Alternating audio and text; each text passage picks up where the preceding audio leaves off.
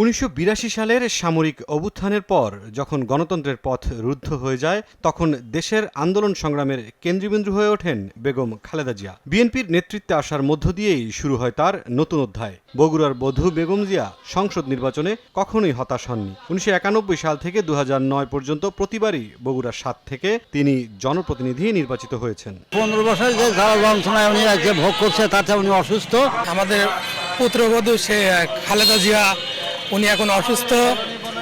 ওনার জন্য সবাই দোয়া করবেন। আমরা চাই উনি সুস্থ হোক। আমরা 3 ভাই তো সাবেক প্রধানমন্ত্রী বেগম খালেদা জিয়া, আমরা দোয়া ও স্বাস্থ্য কামনা করি। রোজকার সাধারণ খাবার এখন হবে অসাধারণ। প্রাণ স্বাদের মশলা, স্বাদ বাড়ায়, ঘ্রাণ ছড়ায়। দেশের ক্রান্তি লগ্নে বেগম জিয়াই একতার একমাত্র প্রতীক হয়ে আছেন।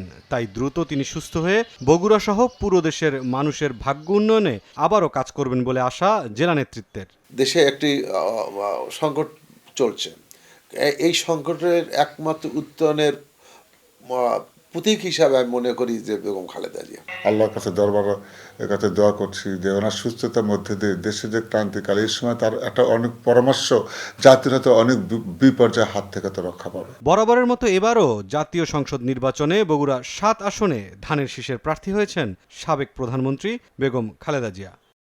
মুরসালিন হক জুনায়েদ, সময় সংবাদ।